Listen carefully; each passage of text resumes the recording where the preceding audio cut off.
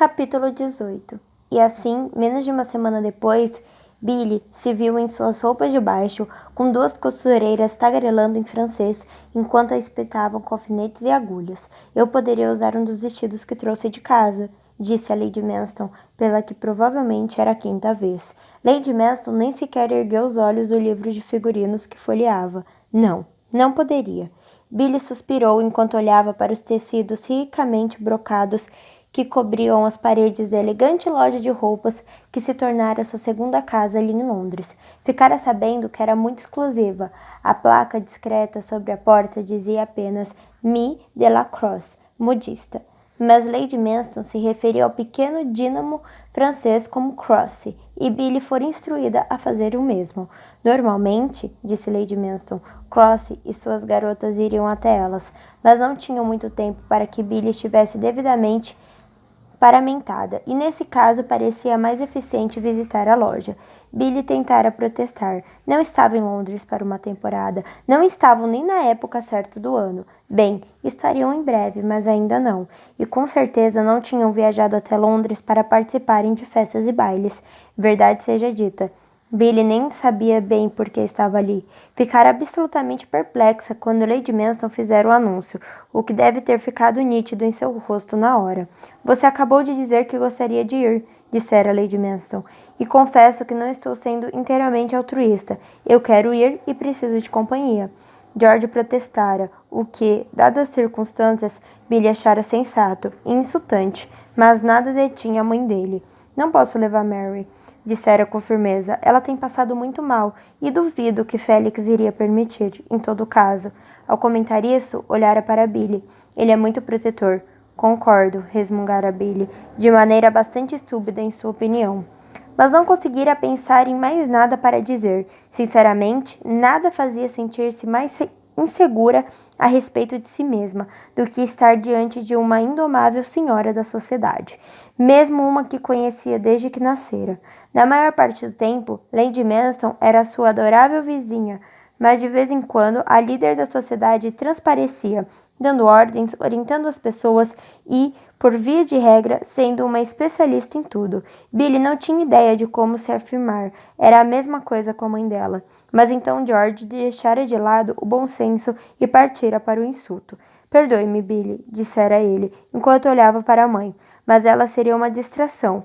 Uma distração muito bem-vinda, retrucara Lady Manston. Não para mim. George Hawksby. Sua mãe enfurecera-se na mesma hora. Peça desculpas agora mesmo. Ela entendeu o que eu quis dizer, replicara ele. Billy então não conseguira ficar de boca fechada. Entendi? George tinha se virado para Billy com um ar de vaga irritação e clara condescendência. Você não quer realmente ir aos eventos. Edward também era meu amigo, dissera ela. Não tem isso de era, disparara George. Ela queria bater nele, que interpretara mal suas palavras. Ah, pelo amor de Deus, George, você entendeu o que eu quis dizer. Entendi? Zombara ele. Mas que diabo está acontecendo aqui? Explodira Lady Manston. Sei que vocês dois nunca foram próximos, mas não há motivo para esse tipo de comportamento. Santo Deus, parece que vocês têm 3 anos de idade. E isso foi tudo. Constrangidos, Billy e George ficaram em silêncio, e Lady Manston escrevera um bilhete para Lady Bridgeton, explicando que Billy fora gentil ao concordar em acompanhá-la. Naturalmente, Lady Bridgeton achara uma esplêndida ideia.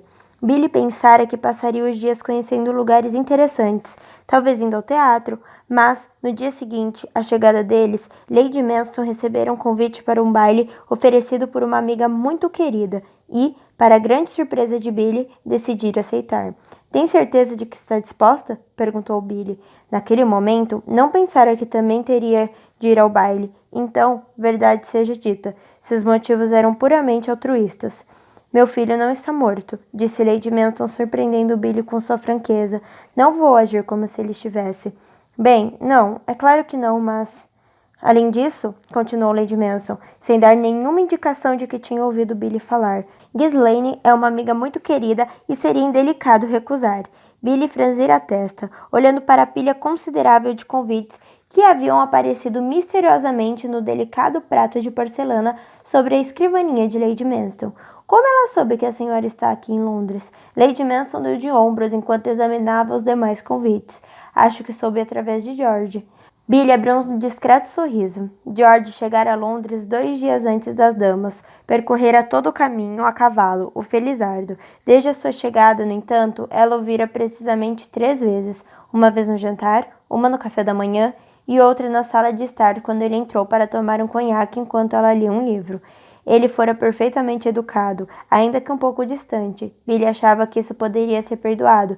Até onde sabia, ele estava ocupado tentando obter notícias de Edward, e ela não queria distraí-lo de seu objetivo. Ainda assim, não pensara que, sem consequências, significaria: "Ah, desculpe-me, é você aí no sofá?" Não achava que o beijo tinha passado despercebido para ele. Billy não tinha tudo bem, nenhuma experiência com homens, mas conhecia George e sabia que ele a desejara tanto quanto ela. E ela o desejara. Ah, como o desejara. Ainda desejava. Toda vez que fechava os olhos, via o rosto dele. E o mais louco era que não era o beijo que ela revivia infinitas vezes. Era o momento logo antes disso, quando seu coração batia como as asas de um beija-flor e sua respiração ansiava por se misturar à dele. O beijo tinha sido mágico, mas o momento anterior, a fração de segundo em que ela compreendeu. Ela se transformara naquele momento. Ele havia despertado algo dentro de Billy que ela nem sabia que existia, algo impetuoso e egoísta, e ela queria mais. O problema era que não tinha ideia de como conseguir isso. Se havia um momento adequado para desenvolver as artimanhas femininas, provavelmente era aquele. Mas ela estava completamente fora de sua zona de conforto, ali em Londres. Sabia como agir quente. Talvez não fosse a versão ideal de feminilidade idealizada por sua mãe, mas quando estava em casa em Embro, calma. Mas quando estava em casa, em Embro ou Craig, sabia quem ela era. Se dissesse algo estranho ou fizesse algo fora do comum, não importava, porque era Billy Bridgeton e todos sabiam o que isso significava. Ela sabia o que isso significava, mas ali, naquela casa formal na cidade, com criados desconhecidos e senhoras de boca franzida aparecendo para uma visita, sentia-se desorientada e agora Lady Manston queria ir a um baile.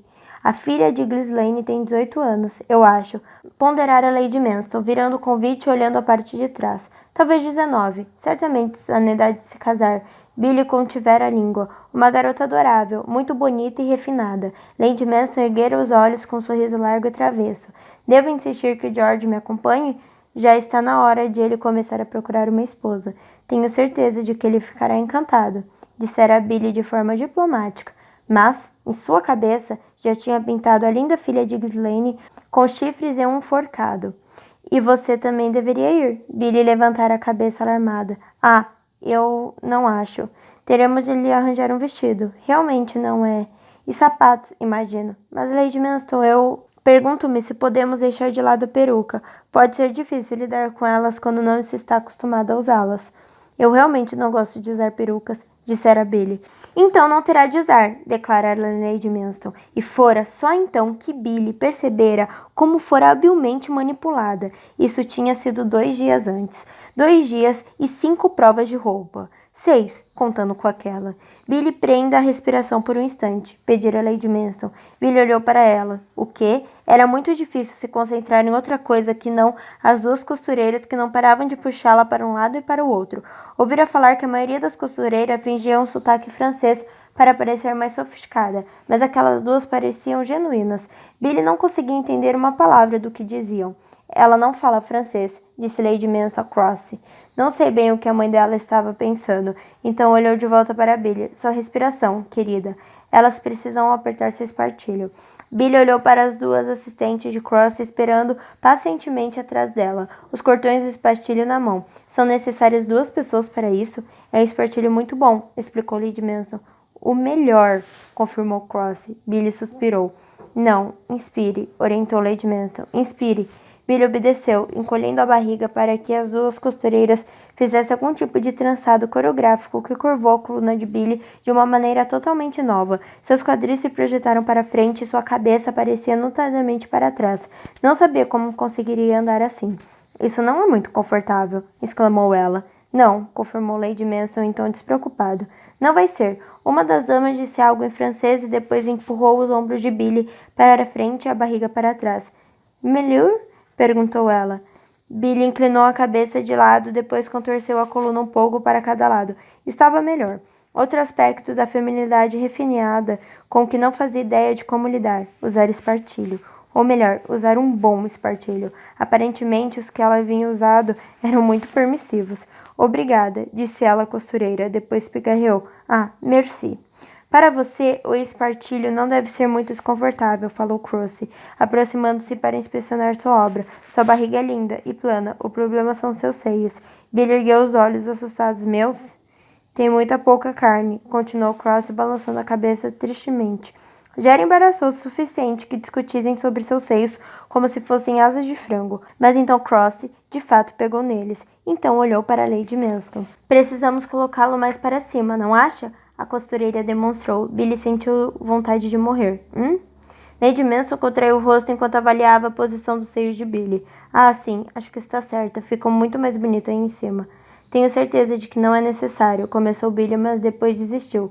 Não tinha nenhum poder ali. Croce disse algo rapidamente em francês para suas assistentes e, antes que Billy soubesse o que estava acontecendo, tinham soltado o espartilho e depois o amarrado de novo. Quando olhou para baixo, seus seios definitivamente não estavam onde tinham estado apenas alguns instantes antes. Muito melhor, declarou Croce. Deus, murmurou Billy. Se abaixasse o queixo, poderia tocar os seios com ele. Ele não vai resistir, disse Croce, piscando de forma cúmplice.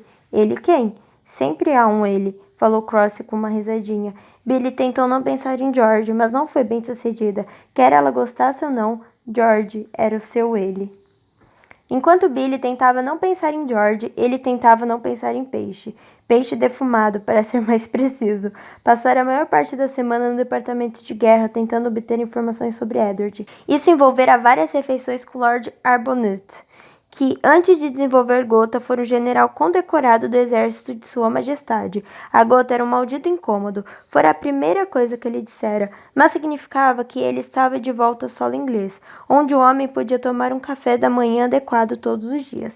Parecia que Lord Arbuthnot ainda estava compensando seus anos de café da manhã inadequado, porque, quando George se juntara a ele para o jantar, a mesa fora arrumada com o que normalmente era uma refeição matinal. Ovos em 3 preparos diferentes, bacon, torrada e peixe defumado, muito peixe defumado. Considerando todas as coisas, Lord Arbuthnot comia muito peixe defumado. George tinha estado com o velho soldado apenas uma vez antes, mas Arbuthnot frequentara Eton com o pai de George e George com o filho de Arbuthnot. E se havia uma conexão mais efetiva para pressionar em busca da verdade, George não conseguia imaginar qual era.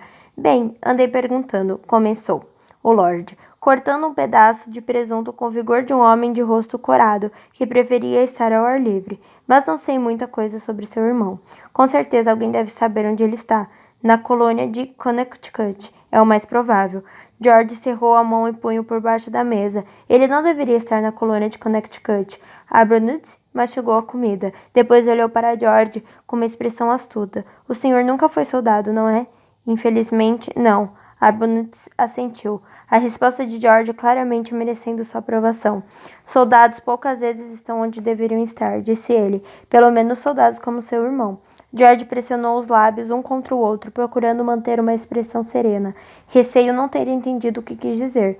Arbuthnot recostou-se, juntando as pontas dos dedos enquanto observava George pensativo. Seu irmão é oficial, Lord Kennedy, mas certamente até um capitão deve seguir ordens. E ir aonde o mandam? Questionou Arbuthnot. É claro, mas isso não significa que ele acabe onde deveria estar. George esperou um pouco para assimilar aquilo. Depois disse incrédulo.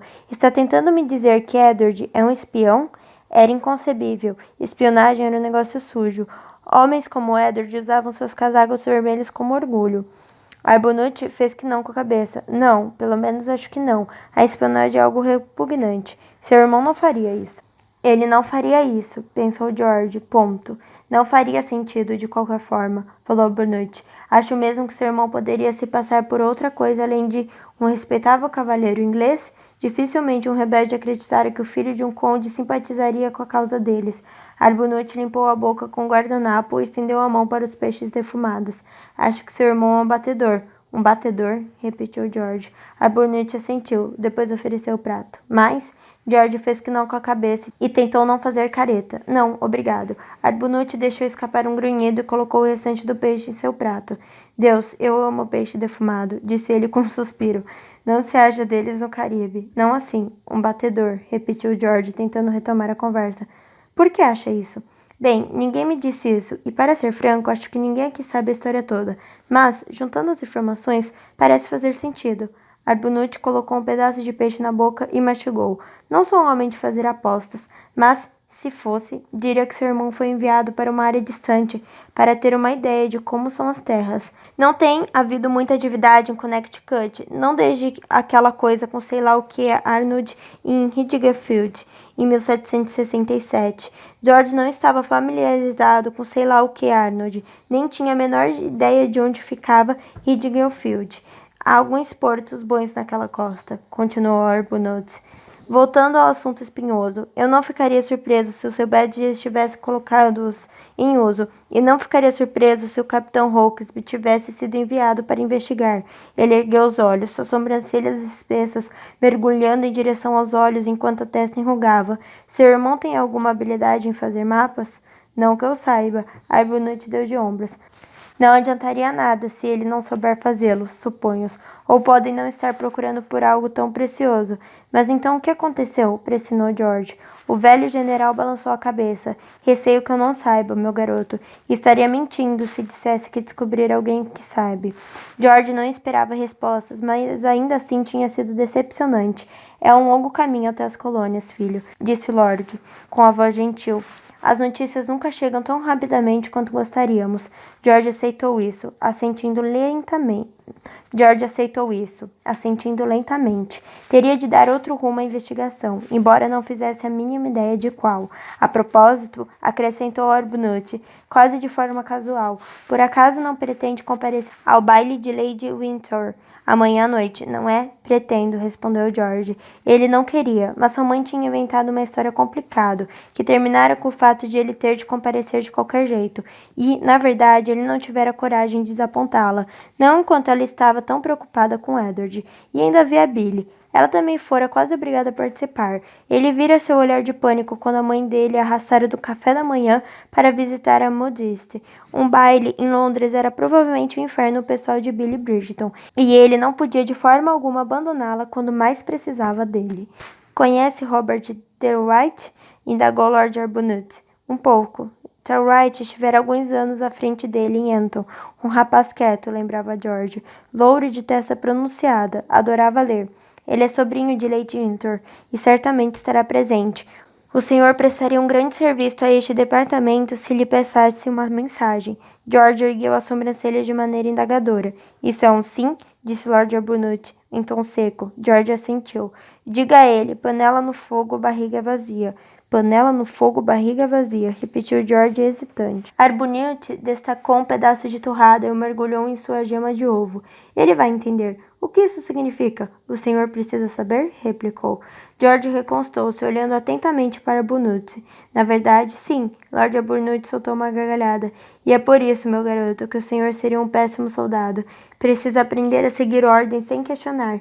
Não quando se está no comando. É verdade, disse Arbuthnot com um sorriso.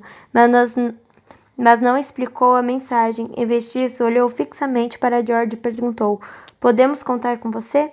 Era o departamento de guerra, pensou George. Se ele tivesse de passar mensagens, pelo menos saberia que estava fazendo pelas pessoas certas. Pelo menos saberia que estava fazendo alguma coisa. Então encarou Arbuthnot e falou: podem.